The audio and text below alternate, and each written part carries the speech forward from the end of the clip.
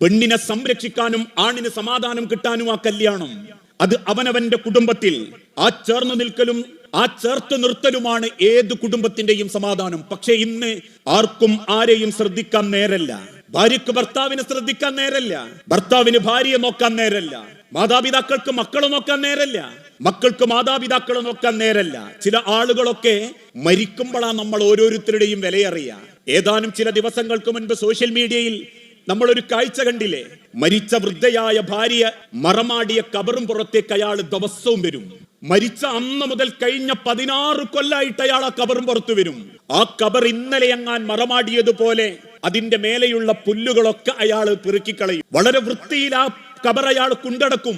ആ കബറിന്റെ അരികിലേക്ക് ചെന്ന് ഓരോ തവണയും ആ കബറിന്റെ അരികിൽ ചെന്ന് ആ കബറിങ്ങനെ തൊട്ടൊഴിഞ്ഞും ആ കബറിന്റെ അടുത്തിരുന്ന് കരഞ്ഞും ആ കബറിലേക്ക് നോക്കിയിട്ട് പടച്ചോനോട് പ്രാർത്ഥിച്ചും നിൽക്കുമ്പോ കണ്ടു നിൽക്കുന്ന ചില നാട്ടുകാർ ചോദിച്ചു, അല്ല കാക്ക, എന്താ നിങ്ങൾ ഇങ്ങനെയൊക്കെ ചെയ്യാനുള്ള കാരണം എന്ന് ചോദിച്ചപ്പോ അദ്ദേഹം തിരിച്ചു പറഞ്ഞൊരു വാക്കുണ്ട്: ഞങ്ങൾ രണ്ടാളും ഒരുമിച്ച് ജീവിക്കുമ്പോ അവക്ക് എന്തൊക്കെയോ എന്നോട് പറയാണ്ടായിരുന്നു, എനിക്ക് നേരല്ല അതിനും കേൾക്കാൻ.